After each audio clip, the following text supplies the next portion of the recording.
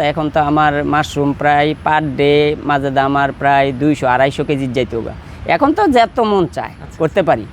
আর আমার বীজ আমরা নিজেরা করি, টিস্যু কালচার আমরা নিজেরা করি, tissue culture A to Z মাশরুমের। আমরা এই বিষয়গুলো শুনবো, তবে আমরা তার আগে একটু আপনার কাছ থেকে শুনতে যাই।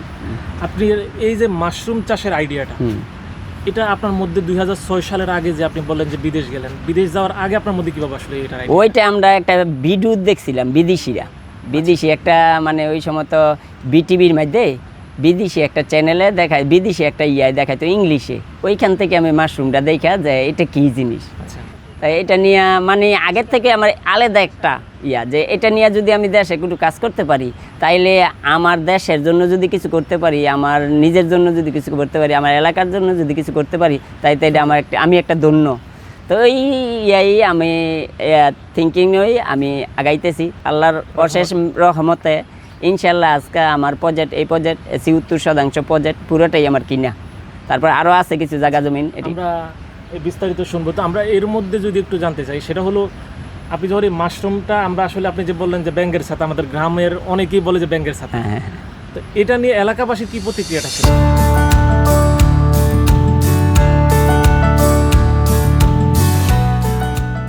ভাই প্রথম করার সময় তো বলার মতন কিছু ভাষা নাই। যখন আমি করি আমার ওয়াইফে পিছনে চিৎকার বাড়তো যে এটা কী করতেছে।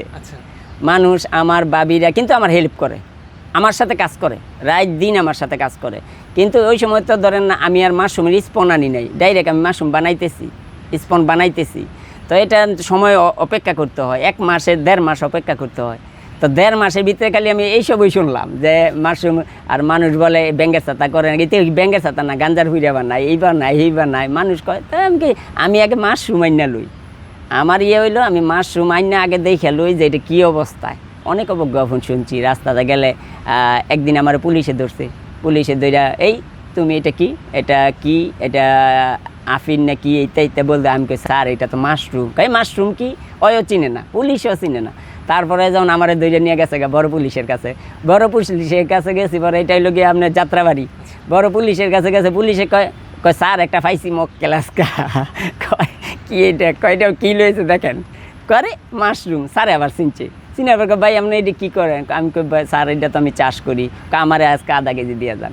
তো স্যারে যে একটা সম্মান করছে আমার আজ পর্যন্ত মনে আছে। আমার হ্যাঁ, ওই স্যারে তো ব্যাক লয়ে রয়েছে, কারণ এটা কী কারলাম, এটা স্যার কী কারিমি, এটা তো খাওয়ার জিনিস, অনেক উপকারী জিনিস। ওই স্যারে বলতেছে। তো ওই জিনিস কিছু মানে এরকম এখনও মনে হয়, নিজেও হাসি।